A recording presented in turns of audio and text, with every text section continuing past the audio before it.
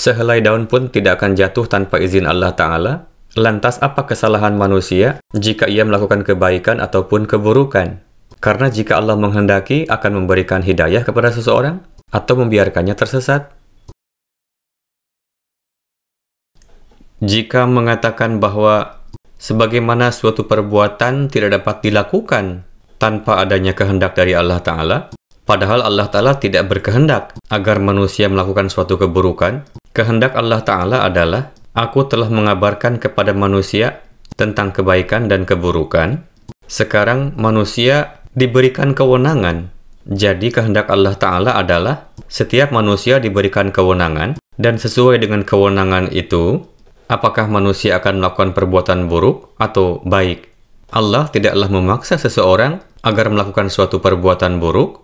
Allah Ta'ala bahkan berfirman, La yardha li'ibadihil kufr, yakni bagi hambanya Allah Ta'ala tidak menyukai kekufuran atau ketidakbersyukuran.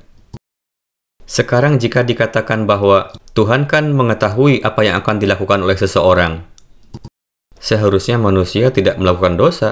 Sebagai jawabannya adalah, dengan mengetahuinya Allah Ta'ala, bagaimana si pelaku dosa terbebas dari dosanya.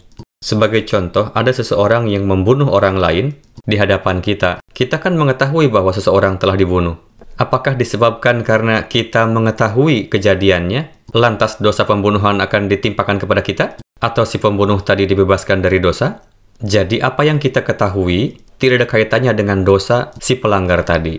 Jika kita mengetahui dosa si pelanggar, tidak akan membebaskan si pelanggar itu dari dosa dan pelanggarannya. Si Anu melakukan pelanggaran, terjadi suatu insiden, dan kita mengetahuinya. Sebagaimana kita mengetahui kejadian yang terjadi di masa lampau. Namun mengetahui kejadian masa lampau tidak akan membebaskan si pelanggar dari dosa yang telah dia lakukan di masa lalu, disebabkan karena kita mengetahuinya. Tidak juga pengetahuan yang kita miliki menjadikan kita bertanggung jawab atas pelanggaran tersebut. Begitupun mengetahui kejadian yang terjadi saat ini tidak meminta pertanggungjawaban kepada kita. Dan jika kita mengetahui pelanggaran yang dilakukan oleh orang di masa saat ini, tidak lantas membebaskan si pelanggar dari pelanggarannya. Jadi sebagaimana kita mengetahui masa lampau dan masa saat ini, Allah Ta'ala bahkan mengetahui masa yang lampau, saat ini, dan masa yang akan datang.